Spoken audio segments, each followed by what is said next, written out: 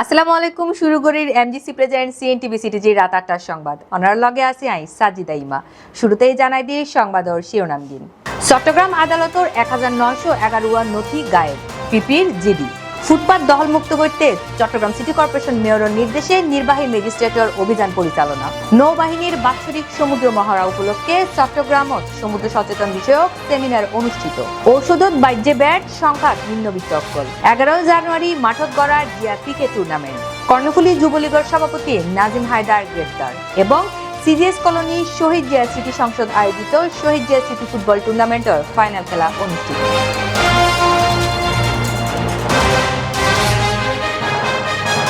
এতক্ষণ দেখুন সংবাদ শিরোনাম, এখন জানাইও বিস্তারিত।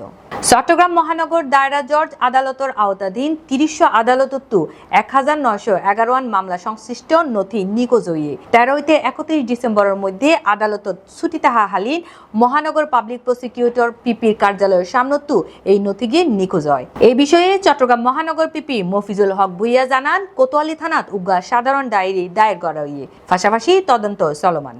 বিষয়টা হইল যে আমি আমার গত ২৪ সালের অক্টোবর মাসে আর সরকার পিপি বানিয়ে তত্ত্বনায় দায়িত্ব এবং চলি এটা যে মামলার যে ডকেট আর রুমের ভিতর যে ডকেট আছে এই ডকেট হল যে আজ যখন মামলা চালাই এগুন আর কোনো মামলার ডকেটের কোনো ক্ষতিও নয় এবং কোনো নথিও আনানো নেওয়া যায় আর এজ ইউজুয়াল মামলা চলে। কিন্তু কিছু মামলার নথি বাইরে ডাম্পিং অবস্থায় পড়ে আছিল আর আগের তুল আর খবর পর্যন্ত তারও আগের তুল অনেক আগের তুল নিয়ে ডাম্পিং পড়ে আছে।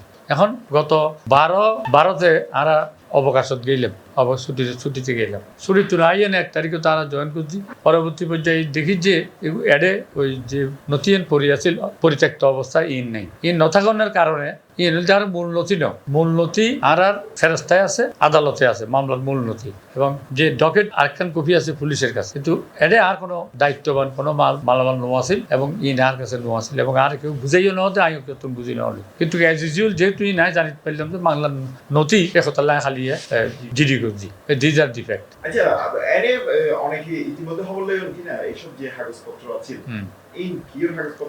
পুরানো মামলার ১৬ সালের আগের এবং ১৭ সালের আগের মামলা ১৭ সালের পরে এখন মামলা হওয়া যেটা নেই।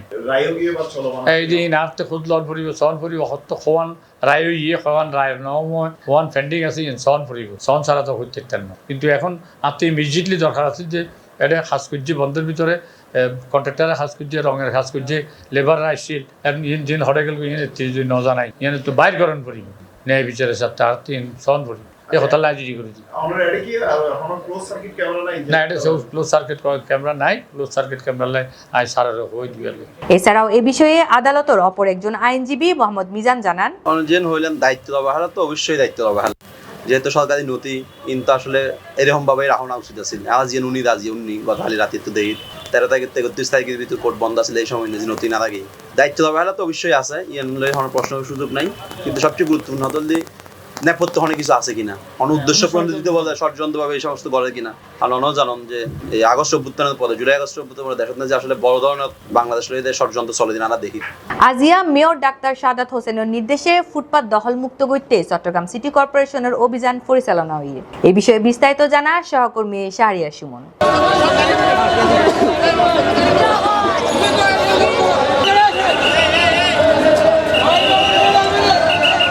ফুটপাতে কিংবা নালার উপর রাস্তার পাশে কোনো ধরনের অবৈধ স্থাপনা, দোকানপাট, মালামাল সহকারে জব্দ করে নেওয়া হবে এবং আপনাদের বিরুদ্ধে আইনগত ব্যবস্থা নেওয়া হবে।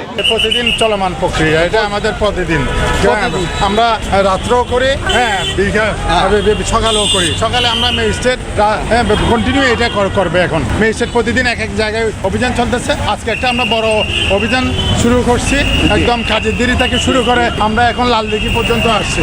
হ্যাঁ, এটা চলমান প্রক্রিয়া, এটা চলতে থাকবে, এটা আপনারা তো দেখতেছেন। নির্বাহী ম্যাজিস্ট্রেটের মাধ্যমে আইনের আওতায় এনে শাস্তির বিধান করা হবে। আমরা এই অভিযান তো চলছে সে কারণে, ফুটপাত আমাদের অবৈধভাবে দখল করা হচ্ছে সে কারণে আমাদের এই অভিযানগুলো চলছে এবং এই অভিযানগুলো চলমান থাকবে। আমাদের অবৈধ দখলদারদের বিরুদ্ধে আমাদের সংগ্রাম এটা আমরা ভেঙে দেব, ভেঙে দিবেন।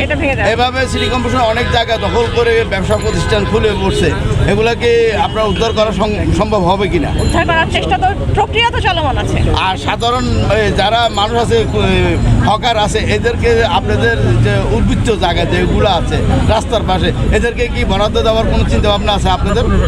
সেটা পুনর্বাসনের চিন্তাও সব মেয়েদের আছে এবং সেটা হয়তো মানে এটা তো একটা লম্বা প্রসেস, এটা কাজ করা হচ্ছে আর কি। পুনর্বাসনের চেষ্টা তো মেয়েদের করছেন, এটা কিছুদিন আগেও কিন্তু চকবাজারে করা হয়েছে। শুনেন, আপনারা তো ইতিমধ্যে হয়তো জেনেছেন চকবাজারে আমরা 3 টাইম অভিযান চালিয়েছি, পরিবর্তে তাদেরকে ঘোষণা দিয়েছে আমাদের চকবাজার কাঁচা বাজার দোতলায় উঠে যাওয়ার জন্য একদম ম্যাগে পাবলিসিটি করছে। আমি নিজেকে মেয়র মহোদয়ের নির্দেশনার মধ্যে পাবলিসিটি পরবর্তীতে তারা আমাদের সাথে আমাদের এলাকার মানুষ এসে বসার পর 1 তারিখ থেকে মেয়র মহোদয় নিজে এসে তাদেরকে পুনর্বাসন করেছে, তাদেরকে দোতলায় উঠিয়ে দিয়েছে। এইভাবে আমরা আমাদের যে সমস্ত জায়গা এখনো পরিত্যক্ত আছে ওনাদের সাথে ব্যবসায়ীদের সাথে কথা বলে আমরা ওনাদেরকে পুনর্বাসন করব। পরিত্যক্ত জায়গাগুলিতে আমরা পুনর্বাসন করব। আমরা তাদের সাথে কথা বলছি, বড় বড় যারা হকার আছে তাদের সাথে আলোচনা চলছে আমরা একটা পুনর্বাসনের। আপনারা হয়তো মেয়ের মধ্যে ঘোষণা করেছেন ইতিমধ্যে যে লালদির পাড় যেটা হকার মার্কেট আছে, হকার মার্কেটে ঢুকতে বড় একটা মাঠ আছে এবং হকার মার্কেটকে আমরা একটা বহুতল ভবন করব। বহুতল ভবনে যারা নিউ মার্কেট এলাকায় হকার আছে তাদেরকে পুনর্বাসন করা হবে। এটা চলমান প্রক্রিয়া, একটা আলোচনা চলতেছে। ইনশাল্লাহ আমরা ভবিষ্যতে এটাই করব। আজ 6 জানুয়ারি চট্টগ্রাম নৌ অঞ্চলত সমুদ্র সচেতনতা বিষয়ক সেমিনার মেরিটাইম ডোমেন অ্যাওয়ারনেস 2024 চট্টগ্রামর এরিয়া মাল্টিপারপাস হলত মাঝে অনুষ্ঠিত হয়।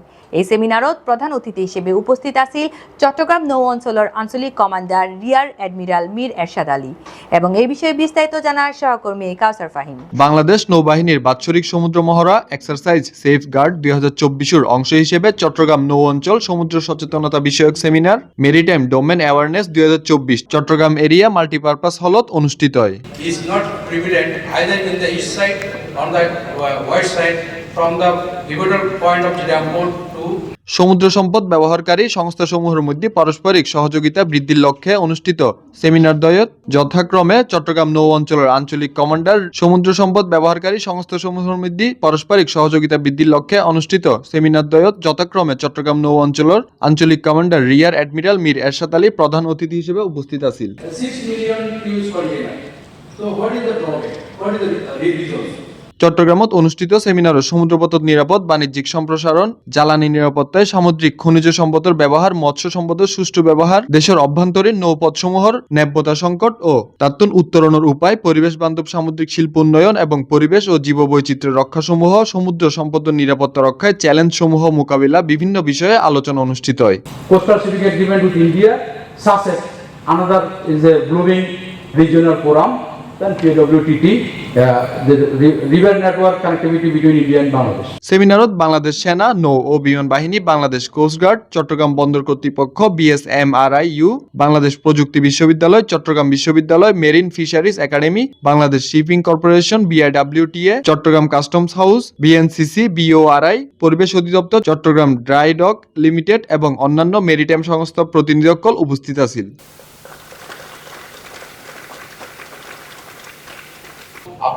So ship is brought to the harbor through automation. After ship is brought in the harbor, this CTMS automation takes over.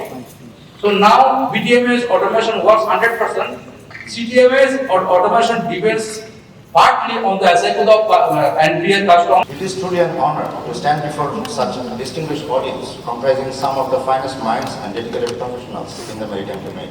Today, I am here to discuss an important topic on securing our seas, harnessing the power of collaboration through Information Fusion Center. I am also delighted to have this opportunity to share insights and exchange ideas with such an esteemed gathering, and I look forward to engaging in fruitful discussions that will help strengthen our shared mission of maritime safety and security. With the short prelude, I aim to highlight the role of Information Fusion Center for strengthening maritime domain awareness through multi-organizational coordination and information sharing. The scope of my presentation is shown on the screen, and I shall take about 15 minutes or so to complete my presentation. Dear learned audience, the sea, a vast and interconnected expanse, has long served as a conduit of global trade and human migration. However, this global common also faces significant challenges from piracy and IUU fishing. Respected Commander, Chattogram Naval Area, AOC BFB Johor, admin authorities, distinguished speakers, moderator and ladies and gentlemen, Assalamu alaikum and good afternoon. As you can see, I'll talk about artificial intelligence and maritime security and how we can harness artificial intelligence to enhance the maritime surveillance and threat response capabilities of Bangladesh. But before I delve into my presentation, let me make a small disclaimer. I am not an AI expert, nor do I hold any technical degree on AI. Now, some of you might wonder then what am I doing here talking about this topic. So I am here actually for two reasons. Firstly, though I am not an AI expert, I consider myself an AI enthusiast. I try to explore AI related issues online. I also consider myself a student and practitioner of maritime security. And the second reason is I was given this topic. There was no multiple choices and options. So here I am. But it doesn't mean that I am not passionate about the topic, rather I am. And I tried to do some research on this topic. And so today I tried to orchestrate my presentation from the perspective of an AI user, not from an AI expert. I can see I have a written speech in front of me. It looks like a keynote speech, but I'm sure you're already overdosed with the formal speeches. So I'll let go the keynote speeches and I don't want to put you back to sleep again. So it's my great honor and privilege to be here today as the chief guest of this closing session of this Maritime Domain Awareness Seminar. This is an annual event that we have. And the main purpose, the fundamental requirements of this seminar is basically to bring together the many actors. I don't like the word stakeholders. Stakeholders sounds very economic and very business type. So I call the actors, all our maritime agency representatives and the government officials from the maritime organizations, those who are present here. I would like to call you the actors. So to bring together all the actors together here, gather and go through a arduous process of deliberations, academic discourses to foster our knowledge, to foster our understanding on diversified maritime topics. Dear audience, the sea, unlike land or air, is considered a global common, governed by principles like Kawsar Fahim, CNTV, Chittagong.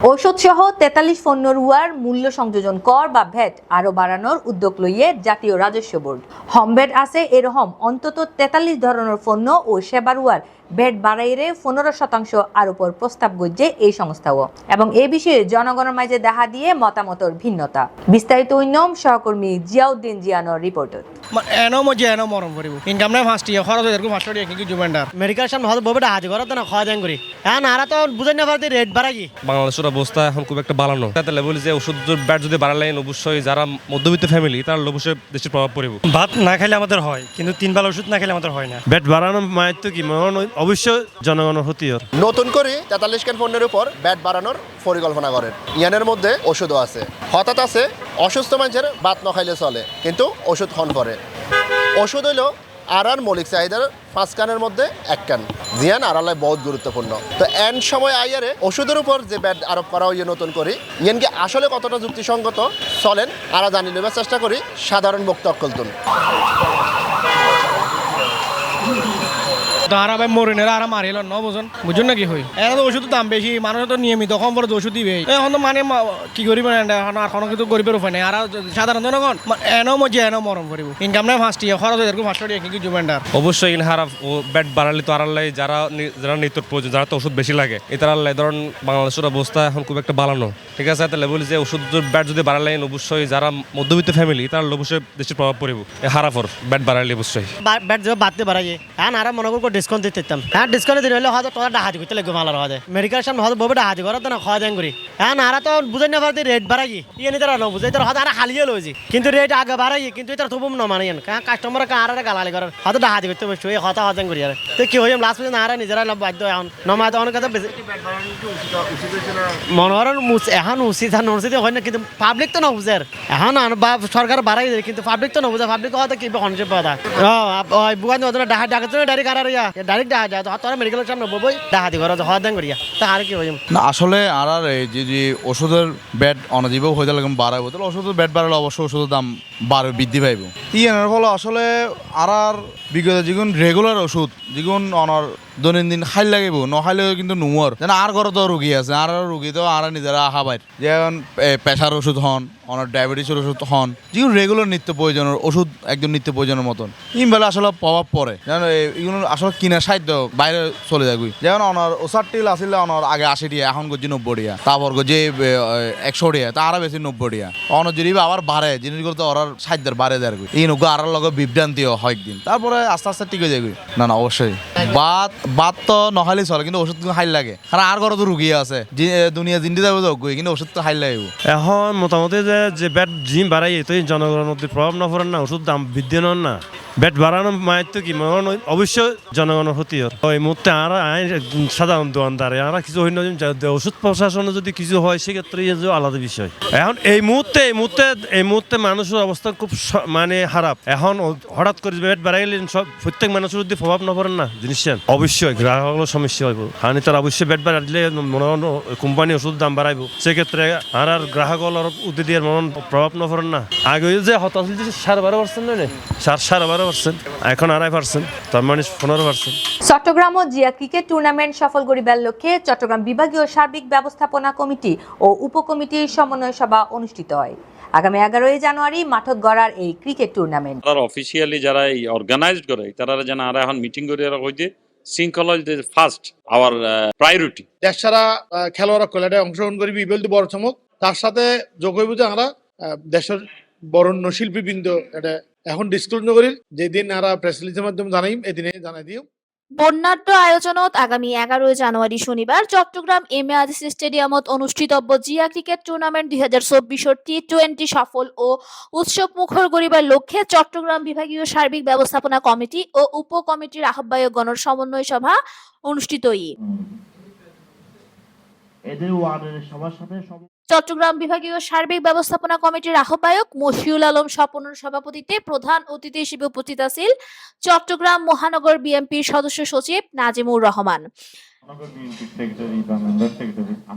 এই অনুষ্ঠানত আরো উপস্থিত আছেন আপ্যায়ন উপকমিটির আহ্বায়ক Mohammad Shah Alam, media উপকমিটির আহ্বায়ক আর.ইউ চৌধুরী শাহিন, শৃঙ্খলা উপকমিটির আহ্বায়ক শওকত আজম খাজা, সার্বিক ব্যবস্থাপনা কমিটির সদস্য ইয়াসিন চৌধুরী লিটন, অভ্যর্থনা উপকমিটির আহ্বায়ক আহমেদুল আলম চৌধুরী রাসেল, ভেন্যু ব্যবস্থাপনা উপকমিটির আহ্বায়ক মোহাম্মদ সালাউদ্দিন, সাংস্কৃতিক উপকমিটির আহ্বায়ক আমিনুল ইসলাম, সার্বিক ব্যবস্থাপনা কমিটির সদস্য কামরুল ইসলাম, শাহিব উদ্দিন মুবিন, এইচ.এম. রাশেদ, এম.এ. মুসা বাবলু, কাউসর হোসেন বাবু, তৌহিদুল সালাম নিশাদ, প্রচার ও প্রকাশনা উপকমিটির সদস্য সচিব ফজলুর হক সুমন, সাজসজ্জা উপকমিটির আহ্বায়ক দিদারুল ইসলাম দিদার, সার্বিক ব্যবস্থাপনা কমিটির সদস্য নূর জাহেদ বাবলু প্রমুখ।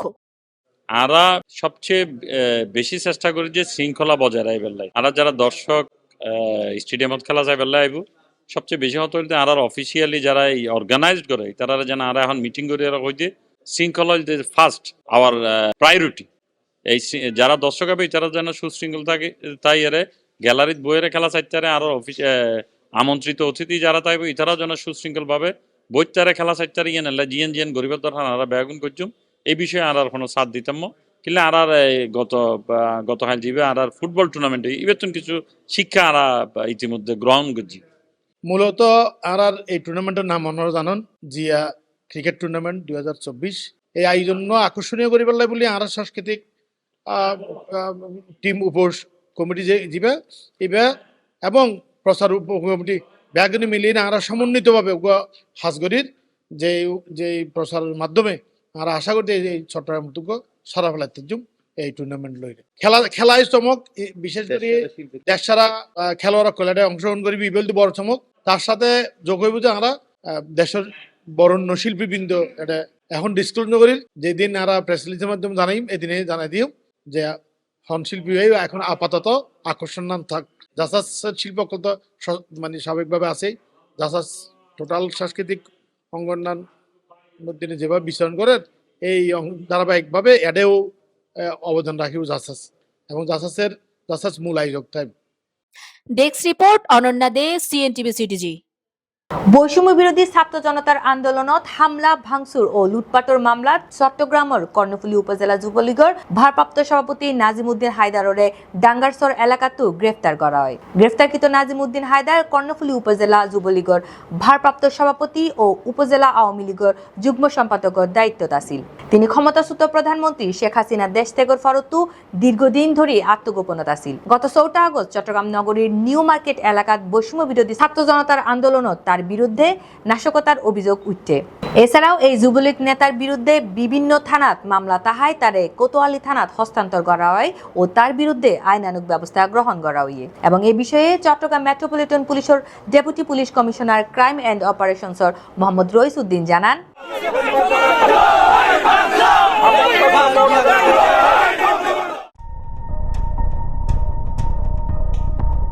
বৈষম্য বিরোধী ছাত্র জনতার আন্দোলনের মধ্যে হামলা ভাঙচুর ও লুটপাটর মামলাত চট্টগ্রামের কর্ণফুলী উপজেলা যুবলীগের ভারপ্রাপ্ত সভাপতি নাজিমউদ্দিন হায়দাররে ভাঙ্গারসর এলাকাত গ্রেফতার করা হয়।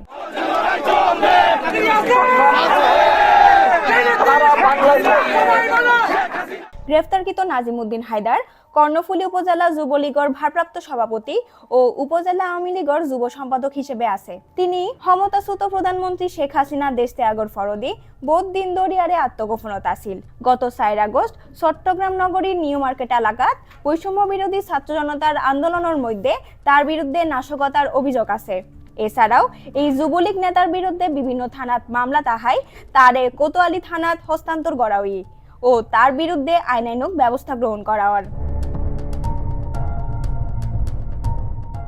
এই বিষয়গান লয়ারে চট্টগ্রাম মেট্রোপলিটনের ডেপুটি পুলিশ কমিশনার ক্রাইম এবং অপারেশনসর রইস উদ্দিন জানায়, কর্ণফুলী থানার যুবলীগের সভাপতি নাজিমউদ্দিনকে গত পরশু আমাদের কর্ণফুলী থানার টিম তাকে গ্রেফতার করেছে। গ্রেফতার করে তাকে কোতোয়ালি থানায় হস্তান্তর করেছে। তার বিরুদ্ধে অভিযোগ গত 4 আগস্টে ছাত্র জনতার আন্দোলন চলাকালে সে কোতোয়ালি থানায় এলাকায় সে বৈষম্য বিরোধী ছাত্র জনতার যে আন্দোলন তার বিরুদ্ধে অবস্থান নিয়ে সে বিভিন্ন আক্রমণে অংশ নিয়েছে এবং এই সংক্রান্ত বিভিন্ন ভিডিও ফুটেজ এবং ছবি আমাদের কাছে রয়েছে। এগুলোকে শনাক্ত করে তাকে আমরা গ্রেফতার করেছি।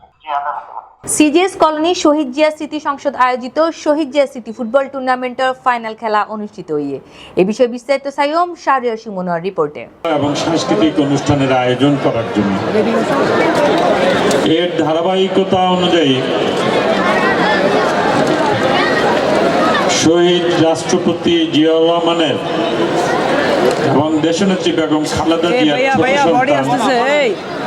আমাদের বাংলাদেশ জাতীয়তাবাদী দলের সম্মানিত ভাইস চেয়ারম্যান জনাব তারুণ্যের অহংকার জনাব তারেক রহমানের স্বপ্ন বাস্তবায়ন লক্ষ্যে আমরা শহীদ জিয়া স্মৃতি ফুটবল টুর্নামেন্ট 2024 উপলক্ষে একটি কোডপত্র প্রকাশনা করেছি। কোডপত্রের নাম হয়েছে নকশা।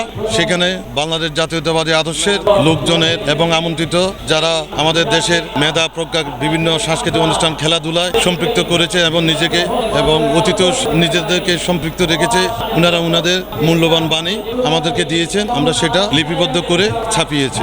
সেই সাথে শহীদ প্রেসিডেন্ট জিয়াউর রহমানের ঘোষিত 19 দফা বাস্তবায়নের পরে স্বৈরাচার বিরোধী এই 15 থেকে 17 বছরের জাতিকে উদ্ধার এবং ভোটাধিকার পুনরুদ্ধারের আন্দোলনে বাংলাদেশ জাতীয়তাবাদী দলের তৃণমূল থেকে শুরু করে সকলকে একতাবদ্ধভাবে 2023 সালে জনাব তারেক রহমান দেশ ও জাতির কল্যাণে একটি সুন্দর বাংলাদেশ বিনির্মাণে উনি 31 দফা ঘোষণা করেছেন। এই 31 দফাকে আমরা সামনে এগিয়ে নিয়ে যেতে চাই এবং দল ও দলের স্বার্থে এবং আপামর জনগণকে একই ছায়া দলে আবদ্ধ করতে চাই। কেমন লাগছে সব মিলে আপনার? চমৎকার, চমৎকার। দীর্ঘ 18-20 বছর পরে এই চট্টগ্রামের ঐতিহ্যবাহী এই সিজিএস কলোনি মাঠে যে খেলা উদ্বোধক ছিল ছাত্রদলের সোনালী ফসল সাবেক ছাত্রনেতা, ছাত্রদলের সাবেক সভাপতি, চট্টগ্রাম মহানগরী বিপ্লবী সদস্য সচিব প্রিয় নেতা নাজিম রহমান উপস্থিত আছেন, যার ধুলাবালি এই মাঠের গায়ে লেগেছিল। সে হকি প্লেয়ার এবং সেই খেলার উদ্বোধক। এবং আজকে দেখেছেন আপনারা যে উচ্চ পড়া ভিড় রয়েছে, দর্শক রয়েছে, চাঞ্চল উত্তেজনা চলতেছে। এই খেলা আমরা মাঠে এনেছি শহীদ প্রেসিডেন্ট জিয়াউর রহমানের নামে আমরা এই খেলা ভবিষ্যতেও চালিয়ে যাব এবং জননেতা তারেক রহমান আমাদের ছেলে এই কিশোর ছাত্র জনতাকে এই খেলার মাঠে রাজনীতির পাশাপাশি লেখাপড়ার পাশাপাশি খেলা যে মানুষকে মনোবল বাড়ে, শক্তি বাড়ে, গ্রোথ বাড়ে, যার কারণে এই খেলা মাঠে এনেছে। এর উদ্বোধক চট্টগ্রামের এই সিজেস কলোনির কৃতি সন্তান জনাব নাজিমুর রহমান, সে সদস্য সচিব নগর বিএনপির। সেই উদ্বোধকের কারণে আজকে প্রধান অতিথি ছিল সাবেক কৃতি ফুটবলার, বাংলাদেশ জাতীয় দলের সাবেক গোলরক্ষক জনাব আমিনুল ইসলাম। দেখেছেন আপনারা, আপনাদেরকে এই যে আপনার সিএনটিভি আমাদের অনেক প্রচার করেছেন, অনেক প্রকাশ করেছেন, আপনাদেরকে আমরা ধন্যবাদ জানাই। এই পড়ন্ত সন্ধ্যায় লাল গোলাপ শুভেচ্ছা জ্ঞাপন করছি। পাশাপাশি আজকে সিজিএস কলোনি মাঠে যে খেলার আয়োজন করা হয়েছে, এটা অত্যন্ত গুরুত্বপূর্ণ একটি খেলা। এই কারণে আমি বলবো, দীর্ঘ 19 বছর এইরকম মাঠে ময়দানে অনেকেই খেলতে পারেনি। 5 তারিখের পরে আমরা সারা বাংলাদেশে দেশনায়ক তারেক রহমান বার্তা পাঠিয়েছেন তার 31 দফা বাস্তবায়নের লক্ষ্যে প্রত্যেকটি অঙ্গনে খেলার চর্চা করে দিয়েছেন এবং উনি বলেছেন যে খেলাধুলার মাঝখানে থাকলে ছেলেরা লেখাপড়া মন ভালো থাকবে, লেখাপড়া সমৃদ্ধি হবে এবং এলাকায় আপনার মাদকাসক্তি থেকে অনেক দূরে থাকবে, যার কারণে এই খেলার আয়োজন করা হয়েছে। ধারাভাষ্যকারের কাজ তো ধারাভাষ্য দেওয়া হয়তো এটা কেমন লাগে বা স্টেডিয়ামের মতো লাগে নাকি অন্যরকম লাগে সেটি আপনারা বিবেচনা করবেন। তবে আপনারা তো প্রতিদিনই, আপনাদের বলতে গেলে বছরে 365 দিনে 300 দিনে অন্তত আপনারা এই ধরনের খেলা বা এই ধরনের অনুষ্ঠান আপনারা প্রেজেন্ট করেন, কভার করেন। আপনারা আমার থেকে অনেক এক্সপার্ট বা অভিজ্ঞ, তারপরও এখানে আমার কাছ থেকে দু একটা কথা নিচ্ছেন বা আমার প্রশংসা করছেন, আপনাকে ধন্যবাদ জানাচ্ছি ভাইয়া। তুমি কি নাম তোমার? কি খেলা, ফুটবল খেলা দেখতেছো? কেমন লাগতেছে খেলা? ভালো লাগতেছে। কেমন খেলোয়াড় হইতে চাও? ভালো খেলোয়াড় হইতে চাও যে? আচ্ছা, ধন্যবাদ। আমরা আসলে বাচ্চাদেরকে নিয়ে আমরা সবসময় আনন্দ করে থাকি। সিএনটিভিও আমাদের যে আজকের খেলার যে সম্প্রচার করতেছেন এবং আজকের খেলা যারা আয়োজক কমিটি আছেন সবাইকে ধন্যবাদ জানাচ্ছি। আমাদের এখনও খেলা শুরু হয়ে গেছে, আমরা দেখব আজকে ধারাভাষ্যকার উনি কিভাবে কথা বলেন। আমাদের সিএনটিভি থেকে আমরা সবসময় এই জিনিসটা ফলো করি। শেষ করে সিএনটিভি সিটিজের রাত 8টার সংবাদ আর আবারও হাজির হয়ে যাই তথ্য ভুল সংবাদ লই। ততক্ষণ পর্যন্ত সুস্থ তাইবেন, ভালো তাইবেন, সিএনটিভি সিটিজের লগেই তাইবেন। ধন্যবাদ।